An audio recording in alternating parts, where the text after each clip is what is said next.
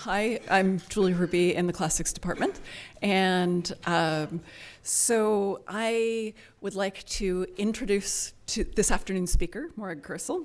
She's assistant professor in the Department of Anthropology at DePaul University, and she is affiliated faculty with the Center for Art, Museum, and Cultural Heritage Law at the DePaul College of Law. She earned her doctorate from the Department of Archaeology at the University of Cambridge and a Master of Historic Preservation from the University of Georgia. Her research interests include the trade of Middle Eastern artifacts and the resultant destruction of archaeological sites and presentation of archaeological artifacts from the Eastern Mediterranean. Her work combines archaeological, archival, and ethnographic research in order to understand the efficacy of cultural heritage law in protecting archaeological landscapes from looting. She has excavated and conducted field research in Canada, Greece, she's Canadian, Canada, Greece, Israel, Jordan, Palestine, and the US, with over 20 years of experience working in the Eastern Mediterranean. She currently co-directs the Galilee Prehistory Project, a project of the Oriental Institute at the University of Chicago.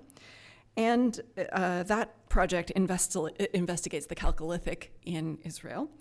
She also co-directs the Follow the Pots project, which is available to you online at http://followthepottsproject.org. She's also really active on Facebook, and the Follow the Pots project on Facebook is a very, very active part of the site, which traces the movement of early Bronze Age pots from the Dead Sea Plain in Jordan. She recently co-authored with Christina Luke, U.S. Cultural Diplomacy and Archaeology, Soft Power, Hard Heritage, published by Routledge, and co-edited with Matthew Rutz, Archaeologies of Text, Archaeology, Technology, and Ethics, which was published by Oxbow. So she is essentially one of the up-and-coming scholars in cultural heritage management, especially in the Eastern Mediterranean. She's going to be speaking to us today on the topic, The Politics of Public Display, Archaeology, Museums, and Artifacts in the Holy Land. Morag.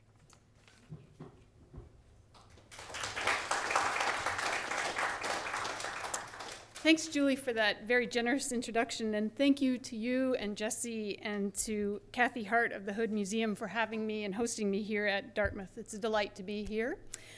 I will start with a few disclaimers. And anyone who's heard me speak before knows I always start with these. So I claim academic fair use for the images you're about to see.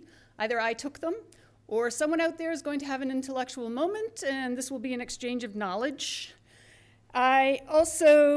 I don't think there are any images of human remains, but if there are, no, I'm pretty sure there aren't, so I'm just going to skip that one. So as Julie mentioned, I am a field archaeologist, and I work in the Middle East. I work mostly in Jordan, Israel, and in the Palestinian territories, and I have done this for over 20 years, long time. Okay, let me get situated. So, we aren't here today to debate who wrote the Dead Sea Scrolls, okay? I'll give you a little background, but if you want more on that, you have to consult a Dead Sea Scrolls scholar. I'm also not here to discuss whether the James Ossuary inscription is authentic.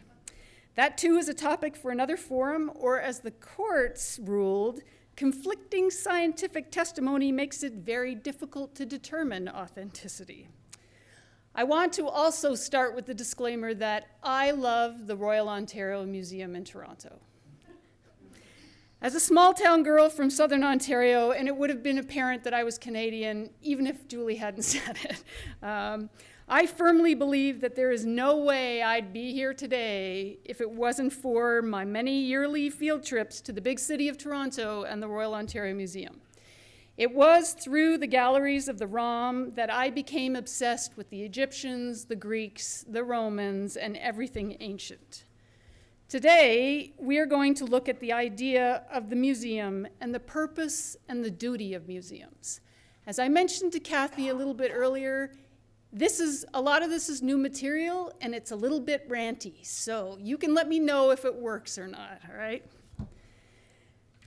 So in 2002, the Royal Ontario Museum displayed a limestone burial box from the 1st century CE bearing an Aramaic inscription. Timed to coincide with the annual meetings of the Society of Biblical Literature, the American Academy of Religion, and the American Schools of Oriental Research, the ROM capitalized on this perfect storm of a one-of-a-kind object and the gathering of the best and brightest epigraphers, New Testament scholars, and archaeologists. Debate ensued immediately.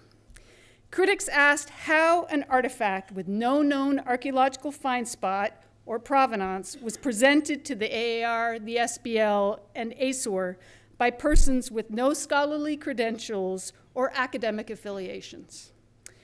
By appearing at a leading cultural institution, the ossuary was given the imprimatur it needed. It was displayed at a leading institution. How could it not be real? I know there are people in this room who saw that box when it was on display, including myself. So 1st century ossuary burials are commonly found in rock-cut chamber tombs in the vicinity of Jerusalem, and hundreds have been excavated. It's a secondary burial practice where the long bones and skulls are removed from burial caves like these and placed in these ossuaries, these limestone bone boxes. At an October 2002 press conference co-hosted by the Discovery Channel and the Biblical Archaeological Society, it was announced that this 1st century ossuary containing an inscription, James, son of Joseph, brother of Jesus, would go on display in November at the Royal Ontario Museum. Herschel Shanks, the editor of Biblical Archaeological Review and president of the BAS, stated that a private owner of the ossuary purchased it in the early 1990s from an antiquities dealer in Jerusalem's Old City for between $200 and $700. Initial attention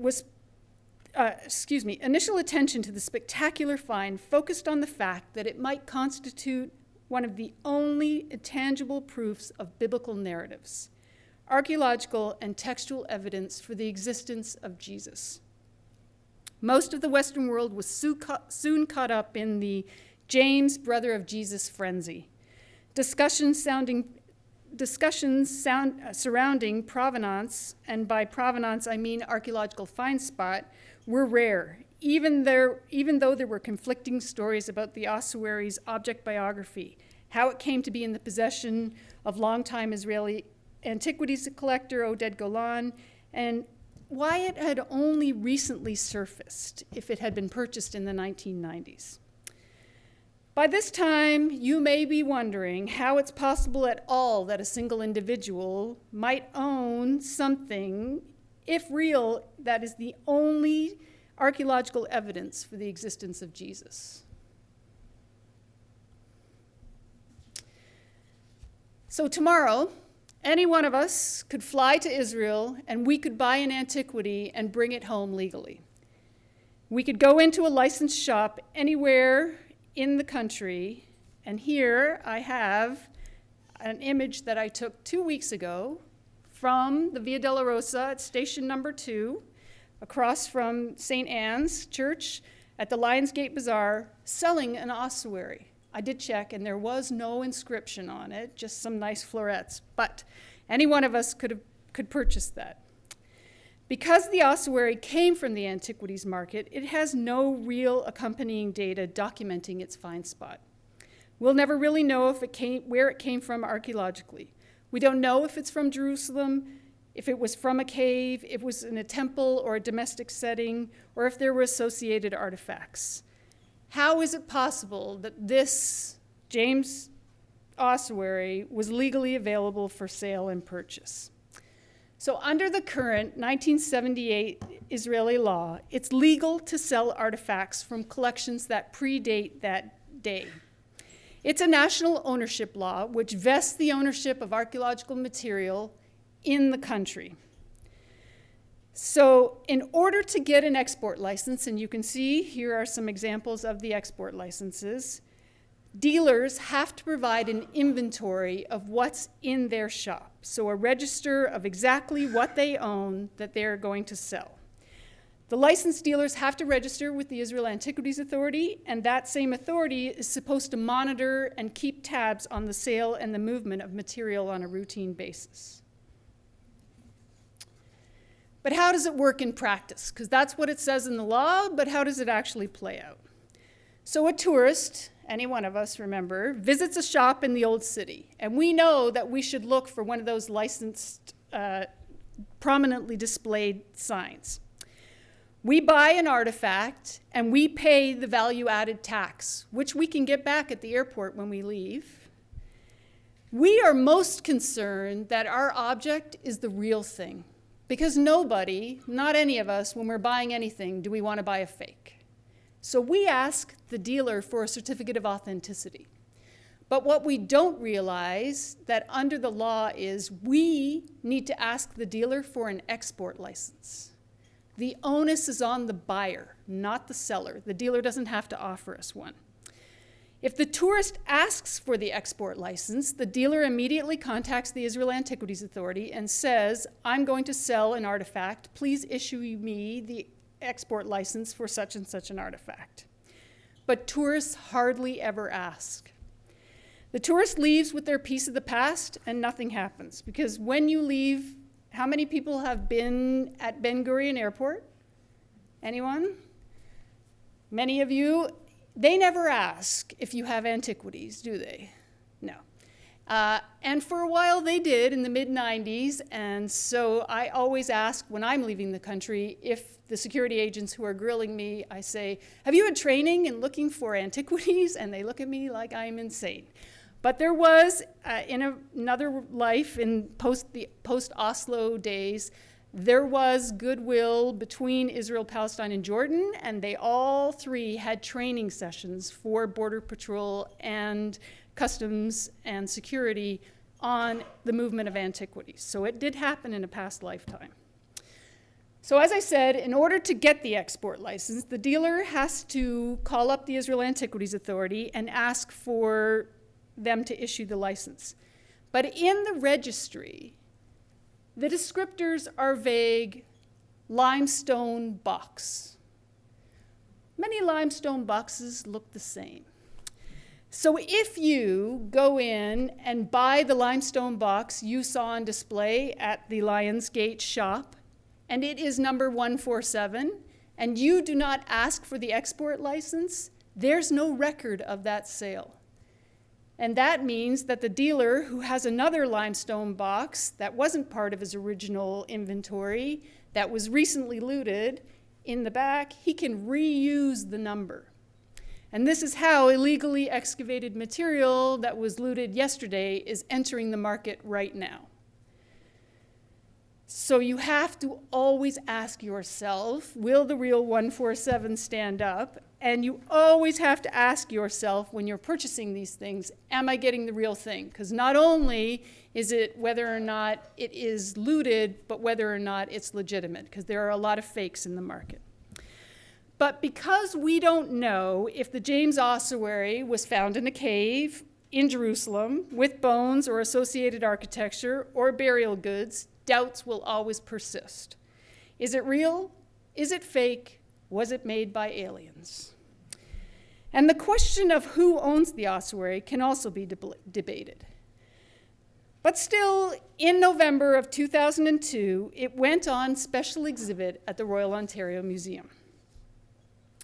The journey from Israel to the ROM was not smooth and uneventful. After being issued the export license from the Israel Antiquities Authority, the owner requested the permit to have it leave the country. The authority claimed that they had no idea there was an inscription on that box. When the owner requested the permit, he only mentioned a first century limestone box, not that it had any kind of special inscription. The artifact was packed in a cardboard box with very little bubble wrap and FedEx to Canada. To the dismay of the conservators at the ROM, it arrived late in October with a large crack. And you can see here the crack and the conservators at work. In the weeks that followed that initial press release, the mysterious owner came forward. Oded Golan, who is a famed collector dealer with one of the largest collections of Near Eastern artifacts in the world, clarified that he had purchased the artifact in the early 1970s. So predating that 1978 law and correcting the original 1990s date. However, under the 1978 law, there is a provision that artifacts of national importance can be claimed by the state, even if they predate 1978. And I would say that an artifact that says, or that bears the first archaeological evidence for the existence of Jesus is of national importance. And so perhaps the Israel Antiquities Authority would never have granted an export license had they known there was an inscription on it. At the time of the press conference, the Israel Antiquities Authority was embarrassed by the situation, and they asked for the item to be returned. But the show went on because the artifact was already in Toronto. During the conference and the ROM exhibition, thousands of people visited. In fact, it was over 95,000 people visited this item. The ROM made in excess of almost $300,000. People paid $12 a head to see the box. Of course, the more people who saw the box, the more skeptics and discussion. Many thought the discovery was too good to be true. Perhaps led astray by the lure of the profit margin and the possibility of the material verification of the existence of Jesus, and enough reputable scholars weighing in on the side of authenticity, the ROM ignored skeptics, and they issued a press release that stood behind the authenticity of the inscription. And let me just be clear, the box is from the 1st century. It's the inscription that people debate, whether or not that's authentic. So at the time when the ROM's direct public support was being reduced by the government, the ossuary was a godsend for making good on the economic shortfall by increasing visitor-related revenues. Archival documents of the time indicate that the ROM did want to assess the ossuary properly, and they did want to do due diligence before agreeing to the exhibit. But Herschel Shanks forced them. He threatened to offer the ossuary instead to the Metropolitan Museum or the Smithsonian instead of the ROM. This threat placed pressure on them to act quickly or lose the financial boost of exhibiting the find of the century to coincide with the annual meetings of SBL, AAR, and ASOR. The pressure to capitalize on the economic potential of the ossuary might have encouraged the museum staff to be less critical of the issue of authenticity. For the ROM, the competing aspects of their mission allowed or forced them to choose between an ethical and a profitable course of action.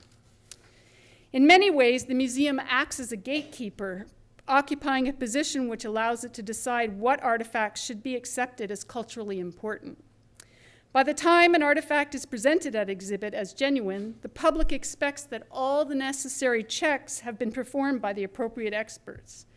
As museum professionals are keen to emphasize, museums enjoy the public trust. In displaying the James Ossuary, the ROM took on several roles. It became a guardian, a suspected collaborator in the illegal trade, a molder of public thought, a fiduciary institution, and the promoter of a saleable item. Not surprisingly, this mixing of roles, sometimes contradictory and ultimately, was very damaging to the museum's mandate of public service. It exposed a very public divide between the different features of the ROM's mission, between obligations to the object and the obligations to the public. But the ROM is not alone in its maybe bad acts. Between March and September of 2014, the Israel Museum displayed what was described as curator Debbie Hirschman as a small, rare group of 9,000-year-old masks, the oldest masks known to date. Thought to originate from the Judean hills and nearby Judean desert, the 12 masks each share striking stylistic features, large holes, gaping mouths, and create the expression of a human skull. There were perforations on the periphery that may have been for human hair or to hold on, to wear as a mask. At the opening, it opened to much fanfare and press coverage. These Neolithic masks were put together in this groundbreaking exhibit to coincide with the Jewish holiday of Purim, which is where it's customary to wear masks and costumes. So visitors were encouraged to stand behind the plexiglass displays and have their pictures taken, emulating how the curators thought the masks might have been used in antiquity. At the opening, visitors were also given masks to wear. I have to say, it is probably one of the most visually stunning exhibits I have ever visited. It was truly remarkable in more ways than one, as I will explain. So only 2 of the masks that were on display were from the collection of the Israel Museum, and only 1 was recovered from a controlled scientific excavation carried out by retired Harvard archaeologist Ofer Bar Yosef. He discovered the mask in a remote cave in the Judean desert. The Nahal Himar mask is made of limestone, and it's one of the largest Neolithic stone masks found thus far. And it's the only complete example found from a confirmed archaeological context. It was recovered in a cave in close proximity to textiles, wooden objects, and flint tools. Far away from any Neolithic settlement, the excavators surmised that the cave was not used for habitation, but was a repository for ritual objects. And you know that archaeologists, when they can't explain things, that's what they call it, rituals, so ritual object. The typology of the flint, in conjunction with radiocarbon dates, places the mask in the pre-pottery Neolithic B, about 9,000 years ago. The second mask was originally purchased by Moshe Dayan in 1970, who at the time was Israel's Minister of Defense. After his death in 1981, William and Lawrence Tisch acquired the mask and then donated it to the Israel Museum, where it has been displayed in the permanent prehistoric galleries. It is now known as the Dayan mask. Archival documents, for the better part of 3 decades, renowned military leader and politician Moshe Dayan collected antiquities. Through purchases from antiquities dealers, gifts, and through his own excavations, Dayan amassed some of the most astounding pieces unearthed in that area. He purchased artifacts and pillaged sites in the name of humanitarian interests in order to save antiquities from destruction. Initially, his obsession with antiquities was related to the new state of Israel and a justification for the state's existence. He was looking for tangible ties to the land. Archival records document that the Horvat Duma mask, or the mask that Dayan bought, was unearthed by a farmer who was tilling his land in an area that was later revisited by archaeologist and Dayan, who accompanied the farmer and then did their own small excavations, finding that many of the associated artifacts were also from the pre-pottery Neolithic B period. The remaining 10 masks on display included in the exhibit have no known archaeological find spot and were all on loan from a private collection of Michael and Judy Steinhardt. The Steinhardts agreed to lend their masks to the museum so the curator of prehistoric cultures, Debbie Hirschman, and Yuval Goren, an expert in comparative microarchaeology from Ben-Gurion University, could study them. Goren, in his analysis after 10 years of work, made the following pronouncements. The masks in the Israel Museum collection were authentic. Not so surprising, because one was excavated scientifically, and the other one, although purchased by Dayan, had a confirmed find spot by the farmer. Goren also concluded that the masks from the Steinhardt collection were authentic from 3 possible locations: the Judean hills, the Judean foothills, and the Judean desert fringe. He also suggested that 5 of the masks and the Horvat Duma masks, due to their similar construction, patina, and style, were maybe all from the same assemblage. These are pretty bold pronouncements, I'll just say. He did say, when there was some pushback, he did admit, it cannot be proved that this entire set of masks was found in one spot, at one site, or at the same time. Theoretically, the masks could have been brought to the antiquities market from multiple sites from multiple looting episodes. We will never know. He concluded that the accumulation of patina over the masks was created in a natural, undisturbed condition, supporting the authenticity and their antiquity. So unlike the ROM's rush to exhibit the James Ossuary, the Israel Museum may be credited for carrying out due diligence, testing, and verifying the authenticity of the artifacts that went on display. I want to just share with you an aside, because I want us all to realize why things get looted sometimes. So at the June 8th, 2012 Christie's auction, mask number 8 from this exhibit, the watching mask, was offered at auction for an estimated $400,000 to $600,000. The auction notes refer potential purchasers to comparative parallels from the Nahal Himar cave and from Horvat Duma. So both of the masks that are legitimate were compared to the one that was on sale. In the 2012 mask was listed as from a New York private collection.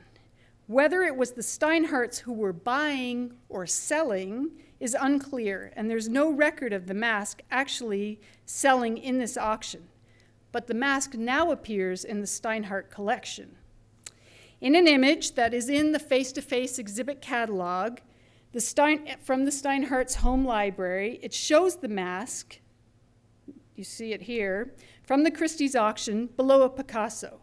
The associated text reads, "We have lived with these masks and the Picassos for 25 years and love spending quiet hours in our library together, surrounded by these evocative works."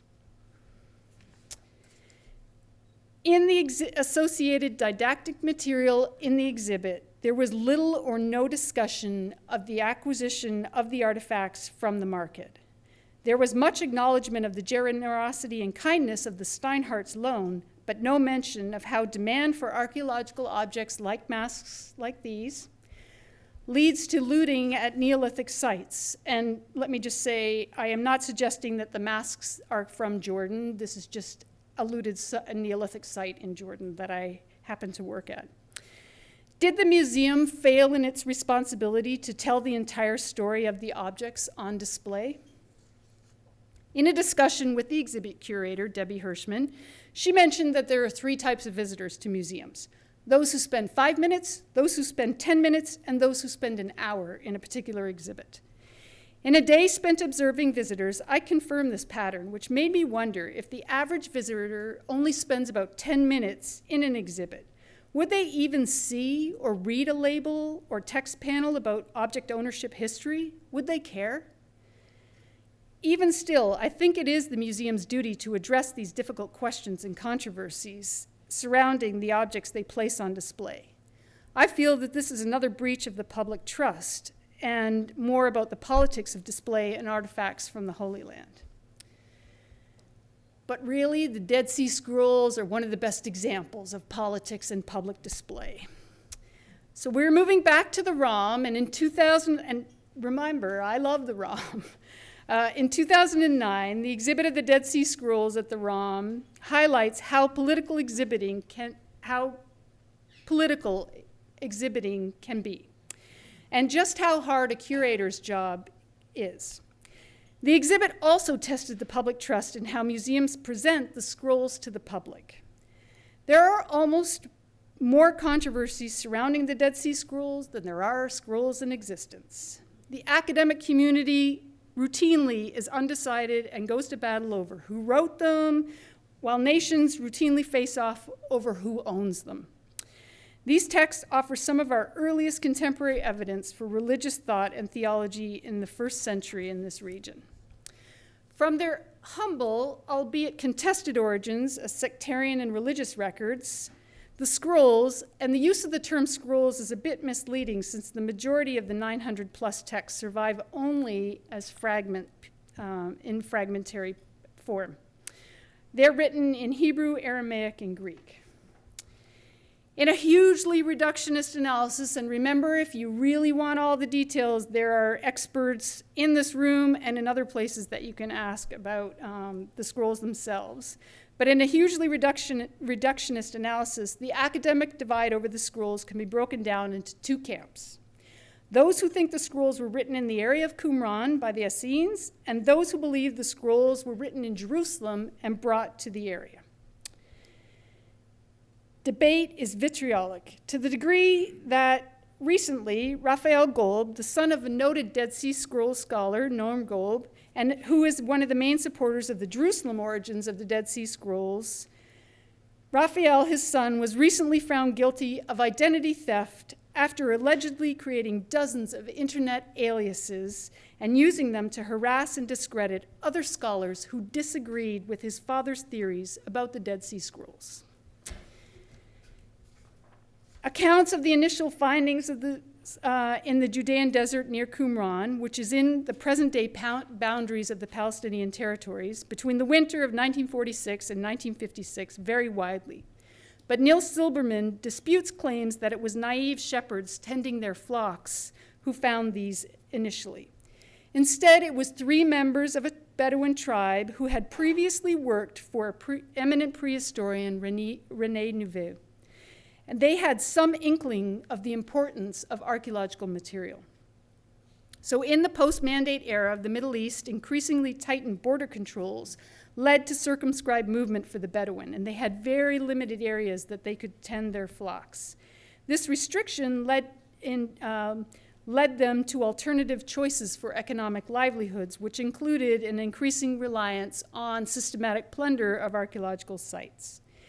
Ethnographic interviews conducted by American biblical scholar John Trevor in the 1960s described how when Bedouins descended into the Dead Sea areas in search of winter grazing, a small rock thrown in a cave by an inquisitive shepherd led to one of the most startling discoveries of the period.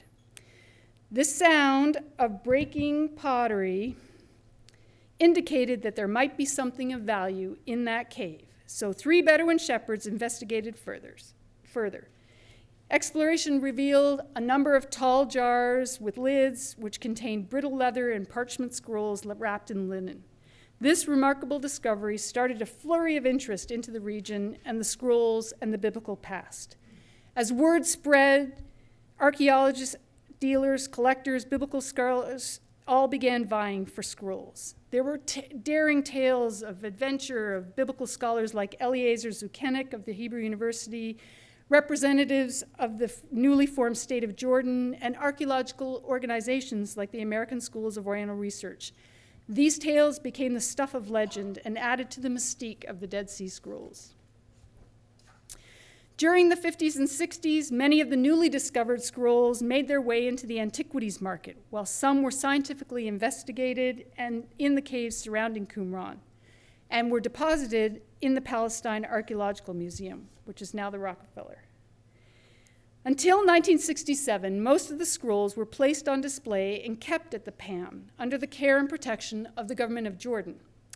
When the State of Israel annexed East Jerusalem in 1967 and the PAM, the scrolls were seized as the property of the state and subsequently relocated to the Shrine of the Book at the Israel Museum.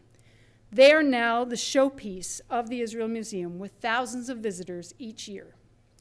The scrolls are the embodiment of competing facets of the trade in antiquities. Legally purchased or illegally appropriated, the scrolls on display at the Israel Museum continue to be symbols of the victorious Israeli success in 1967, the vanquished Jordanians who were once the caretakers, and the unrepresented, the original find spot holders, and the role of Palestine, which often goes unacknowledged. Even before the highly anticipated $3 million collaboration between the Royal Ontario Museum and the Israel Antiquities Authority showcasing the Dead Sea Scrolls was officially launched in June of 2009, the exhibit was the subject of growing controversy. It attracted media attention when the Canadian government and ROM executives received letters of protest from the government of Palestine, requesting that the government of Canada seize the scrolls and return them to their rightful owners. The official diplomatic note declared that the scrolls had been illegally seized by the Israeli government, and they wanted them back. Noted cultural property legal expert Patty Gerstenblith, who was a colleague of mine at DePaul, clarified the situation by explaining that any claim that Palestine might make would face significant legal obstacles. And remember, this is in 2009, before the UN recognized Palestine as a formal state. So they had no real legal jurisdiction based in national or international legal instruments. So in December of 2009, Jordan, which was a legally recognized state, made a similar request of the Canadian government, asserting that under the Canadian Cultural Property Export and Import Act, Canada could institute an action to seize the disputed property. In a response to this request, the Israel Antiquities Authority declared that they were not claiming ownership of the scrolls. They are the custodians, and as such, they had the right to exhibit and conserve them. In January of 2010, the Canadian government declined to seize the scrolls, issuing this statement: differences regarding ownership of the Dead Sea Scrolls should be addressed by Israel, Jordan, and the Palestinian Authority. It would not be appropriate for Canada to intervene as a third party. The academic response to the seizure request was surprisingly consistent in its uniformity. I can't answer that question, said Mark Enstrom, the museum's vice president of collections and research, when he was pressed for details about the Palestinian claims. The museum's not the right place for a political debate, claimed Julian Siggers, the vice president of programs at the ROM. At the same time, the curator of the exhibit, Risa Levitt-Cohn, stated, "I'm an ancient historian. I can tell you about the past." Israel Antiquities Authority curator Hava Katz stated, "I'm an archaeologist. All we do are cultural activities." Each in turn claiming a neutrality that was above the fray of politics that was currently engulfing the ROM. Rather than claiming a stance of scientific exceptionalism, the curators and these museum professionals could have incorporated the various competing claims, both about the origins of the scrolls, because in many of these exhibits, the debate over whether it's the Essenes or the Jerusalemites who create these, that's not there either. And also, who owns them could have been part of the exhibit. The Dead Sea Scrolls on Tour was the perfect didactic moment to engage on issues of law, politics, religion, and archaeology. Archaeology as political action, thereby telling the complete story and meeting the educational mandate of the museum. So I want to end with what has been described as Israel's hottest ticket, or Israel's largest archaeological exhibit ever, and it attracted more than 500,000 visitors in just over a year. Herod the Great, the King's Final Journey at the Israel Museum in West Jerusalem showcased the life and objects of the infamous King Herod. The centerpiece of the exhibit was a restored section of the mausoleum from Herodium.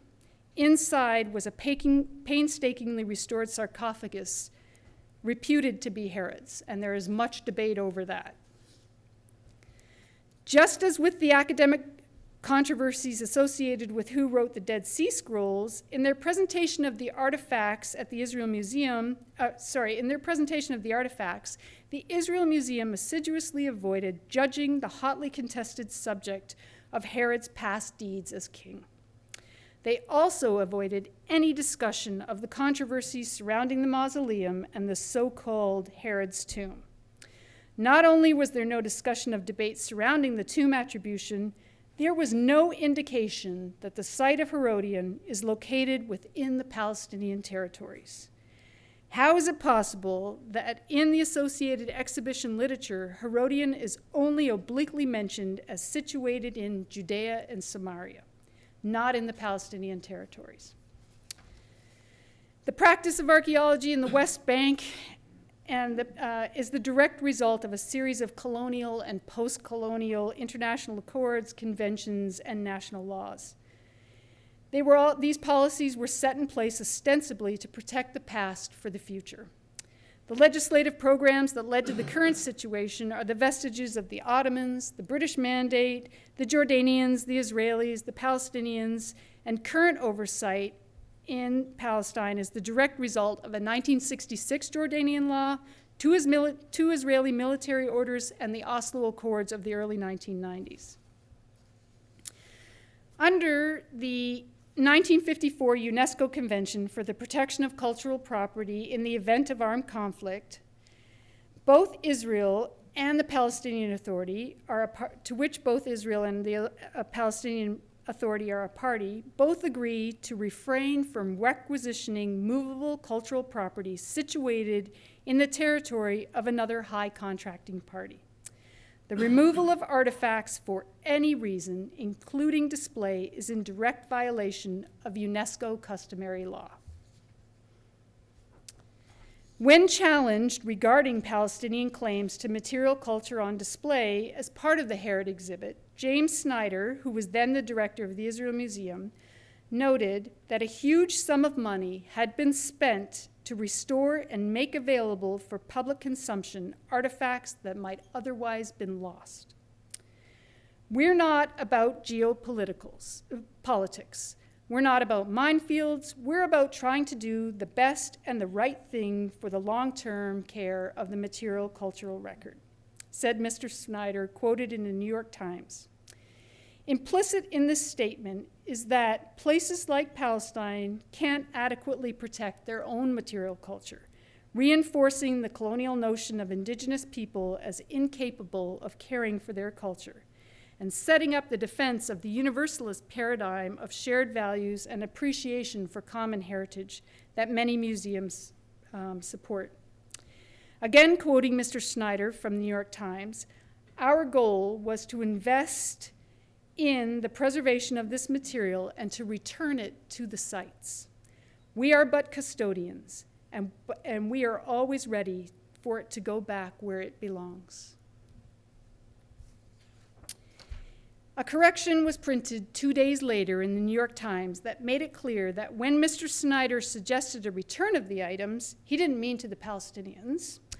Both the New York Times correction and Snyder suggested that the Oslo Accords provide the necessary legal framework for the Israeli curation and display of archaeological artifacts from Herodium. But Hamda Taha, who is then the director of the Palestinian Department of Antiquities and Cultural Heritage, alleged that the Palestinians were never consulted about the exhibit at the Israel Museum, which he called an aggression against Palestinian cultural rights in their own land, asserting that this action would not help reconstruct peace between Palestinians and Israelis. Herod the Great at the Israel Museum told the story of Herod, his life and his death, but the stories were incomplete, misleading, and sometimes confusing. Palestine and the Palestinians are missing from anywhere at that exhibit.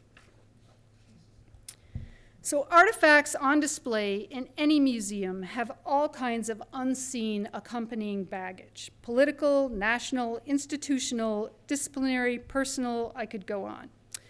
Artifacts from contested areas, like those in the Herod exhibit or the Dead Sea Scrolls, or that come from the antiquities market, like the James Ossuary and the masks, have contentious backgrounds that are embroiled in both academic and ownership debates, and may potentially be fake. These are all topics that go unaddressed in museums. Would the average museum goer, and here I always think of my avid museum goer mother-in-law. She lives in Washington, D.C., and she is always at the Smithsonian.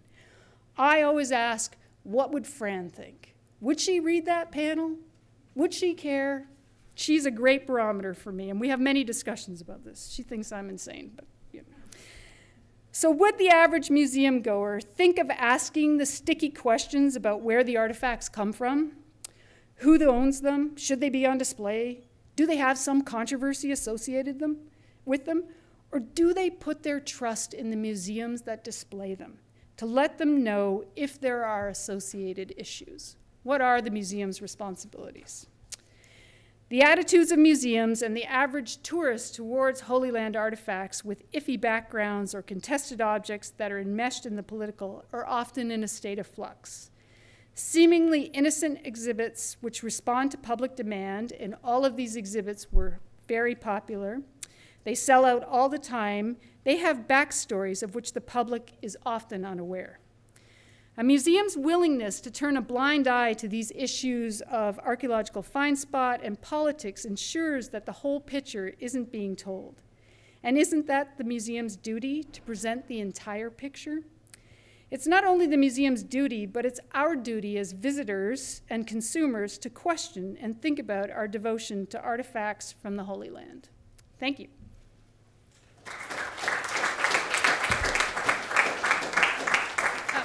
I would be happy to take any questions, and I'd also love some pushback or comments, because that's what we're here for. And as I said, this is new material, so, and I visited all of these exhibits in the interest of full disclosure, and so, yeah, so they're all my images. Questions? Stunned silence. Scared to speak, perhaps. Yes, Professor Ackerman. So Mark, you're not a curator, but your talk raised from the curator's point of view this question on knowing that people are only going to spend 10 minutes in your exhibit, and yet on the other hand, argued fairly profoundly for the responsibility as museums for full disclosure. So if you were a curator, how do you negotiate that? How do you tell the story in a way that feels responsible to you, but also feels like your story will be heard? Okay, I have to repeat your question because we are being taped, and so Professor Ackerman would like to know, and you can correct me if I'm wrong, how we can tell basically the entire story, the difficult parts and the other parts, if people are only going to spend 10 minutes in an exhibit, and how a curator goes about this. And as you suggested, I am not a curator, although I'm about to become a curator of a small exhibit that I'm co-curating with a colleague at the University of Chicago, Fiona Greenland, on early Bronze Age material from the Dead Sea Plain. So I'm about to encounter these issues because we have a very small space and we have a very, very big story to tell. Both the looting side, the selling side, and the archaeological side. And it is a space where people will probably spend no more than 10 minutes because it is one single room. I have spent a lot of time talking to curators, and I teach, I should also say, I teach a lot of museum classes, and we just established a museum studies minor at DePaul, and I'm the director of that, and I have been pushing this agenda in many places. So I have talked to a lot of curators, and how do we navigate this? And I've talked to most of the curators of these particular problematic exhibits, or exhibits that I find problematic, let's say.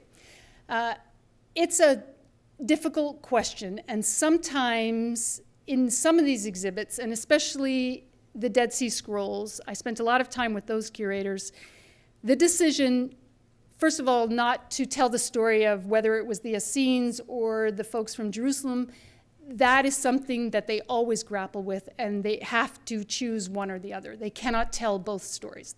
And you will see different exhibits tell different stories. And so that is a decision that they made.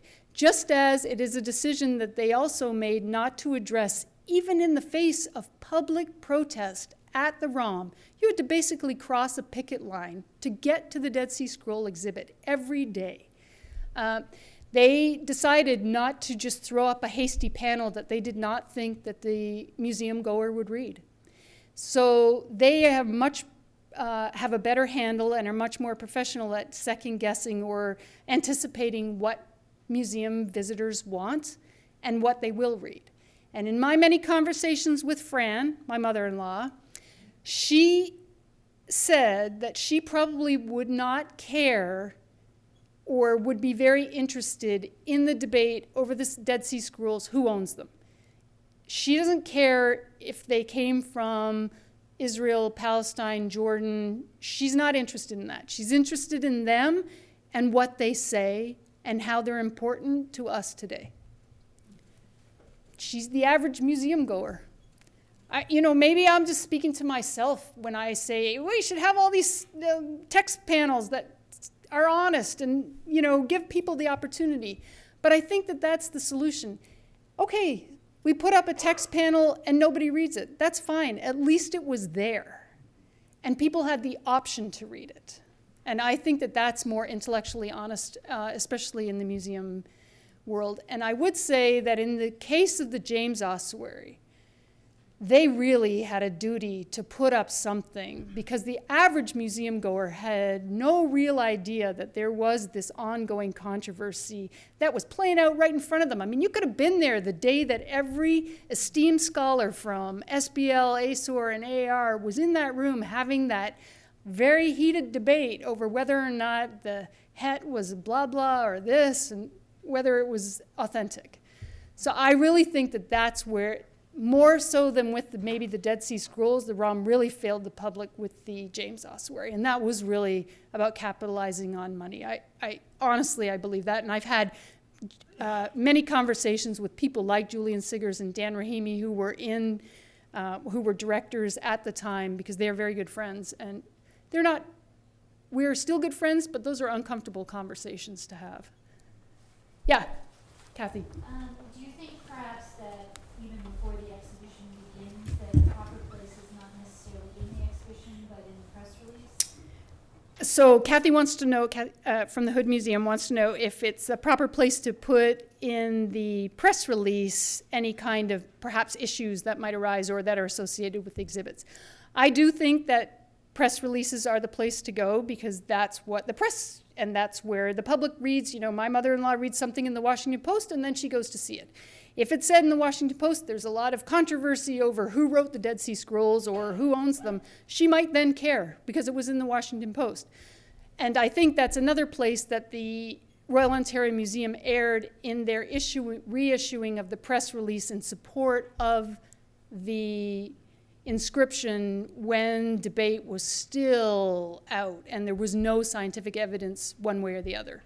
So I think that's a great place to start, is in the press release in anticipation, so then it's out there for the general public, which is the purpose of those press releases.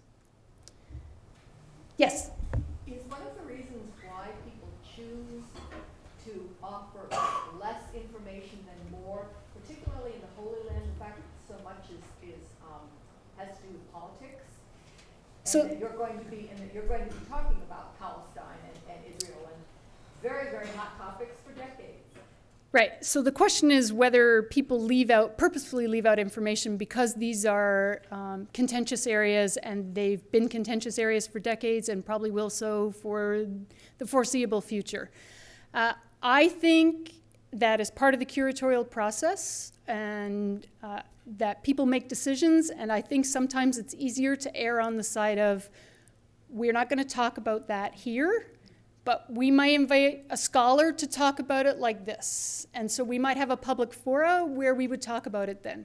But we're not going to talk about it in the exhibit, and we're not going to put it into a press release because we don't actually want to call attention to it. So I agree. I do think that it's very purposeful and very designed. Yeah. Yes? Have you come across any instances where you probably would hear about this rather than read about it, where the museum at, say, the ROM is looking for a blockbuster show, and they're under some pressure from the lending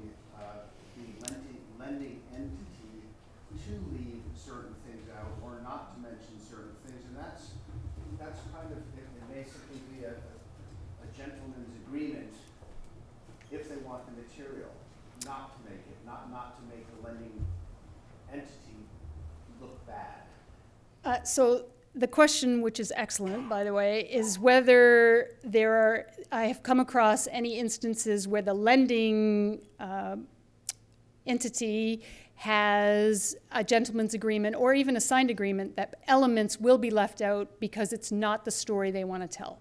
That is definitely the case with the Dead Sea Scrolls, because 2009 was the first year that those particular scrolls went on display. They have since been in San Diego, in Utah, and in one other venue.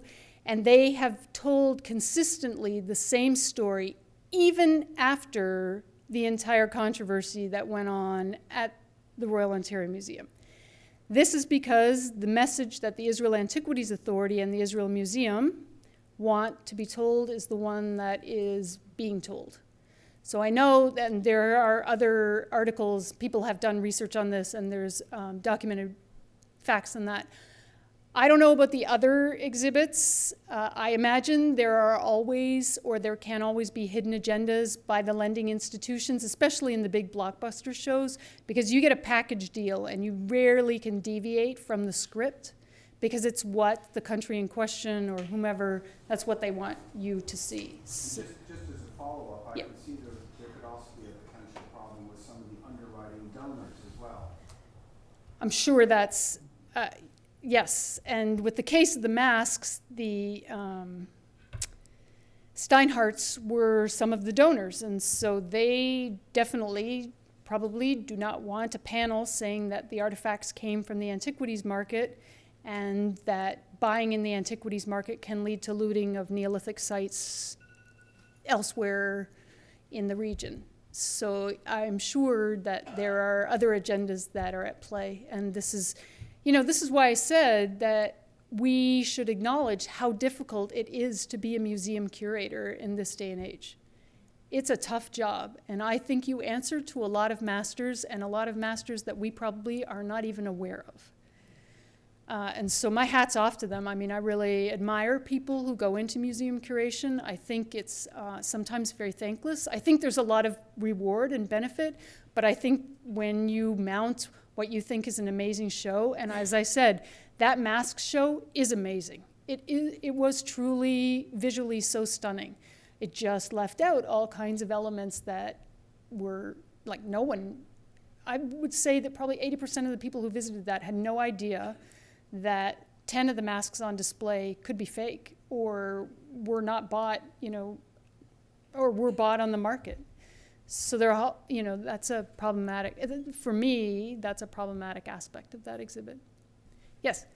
I have mostly an observation, but a question. I think I'm really familiar with the Israel Museum, and I love that place. It's a sanctuary of beauty. But I'm also very uncomfortable with some of the objects I look at. And in terms of the Herod exhibit, the Herodian, I mean, it's a national park. That's what it's, that's its Yeah. And I think the role of donors at the Israel Museum is very strong. Because donors are so supportive worldwide of the Israel Museum in Jerusalem that donors have tremendous say in how exhibits are put together. And I think the curators do have an extremely difficult job. You're absolutely right. I agree. But I think the questions that people don't care, you said that your Norm Fran Yes, said yeah. that she wants to know what it means for today, right? Yeah. So what it meant and what it means. And what it means is much broader than simply what are on the museum signage.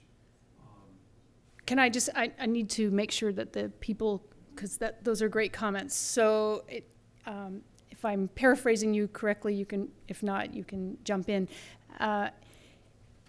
It was a comment about how donors, especially to the Israel Museum, probably play a larger role in what gets put on display and what doesn't, and how the message for every exhibit is constructed. And I would agree with that completely, especially in the case of Herodian, which, as you rightly pointed out, is an Israeli national park within the territory, the Palestinian territories. I am currently working on a research project trying to figure out how that happens legally and how that comes to be, but that's a work for another time. But yes, so it is an Israeli national park, and so they could argue that the material belongs to them, and I think if you pushed, they would. But someone like Debbie Hirschman, who was the curator of the masks exhibit, I spent a lot of time with her. She showed me around the exhibit, then I spent the whole day there. We met up afterwards, and I relayed my observations on people who visited. She clearly loved the masks and loved that they had them for as long as they did, because the Steinhardts lent them to them for a number of years to do 3D reconstruction, to do this patina testing, to determine what's real, what's fake, where it comes from. So when I asked her, why don't you have a panel saying that most of these things were purchased on the market, she indicated that it just wasn't possible as part of the script for the exhibit. People also, I have to say, curators are very diplomatic. And I appreciate that. And I think the role of James Snyder is to manage that relationship. Correct. And so the role of James Snyder, who was then the director, and Still is. no, he just stepped down. Through December. Yeah, sorry, through December, and then he will be stepping down. It'll be interesting to see who they appoint in his place. Yes, his main role has been as this interface between the very active donor community and the curators at the museum. Yeah. Other questions, or do people have to? I know lots of students here who'd like to get on the road because they are fulfilled their requirement. Any questions from the students? No? They asked lots of questions today in class. I have to say they were great. They were really, I gave another ranty lecture about something else in class earlier today, and they were really great. Well, sure? So the compromise you've sort of sketched here for these blockbuster exhibits you Yeah. talked about is about use the press release more effectively. Yes. What are we going to do in the British Museum for like the entire Egyptian gallery and the entire Mesopotamian gallery and all the Greek galleries? Yeah. And what are we going to do with the entire Museum of the Bible? Well, I have no solution. Yeah, in no way am I defending colonial practices of emptying countries of their goods, but in some ways there's defense for, well, you have some very nice Assyrian reliefs in this institution that came, On behalf of my museum. right, that came as a result of an earlier time and place. And I'm not defending colonialism, and I'm not saying that, but that's a different issue. What's happening with the Museum of the Bible, as was just reported by Nina Burley in Newsweek, they've just spent, since 2008, $800 million collecting artifacts, biblical artifacts, in order to mount a museum just off the mall. To me, that's a bigger issue than the legacy of universal museums and what to do with the Parthenon marbles or other contested items. And I think those are more on a case-by-case basis. But if you are spending that much money, and even someone like Oded Golan and one of the other great collectors of Near Eastern material, Shlomo Musayev, they would readily admit that there's no way in their huge collections that there aren't fakes and that they haven't been duped. The Museum of the Bible does not take that same position. They think that they have a pristine collection, and it will be interesting to see what they have. I myself am looking forward to it in that museum.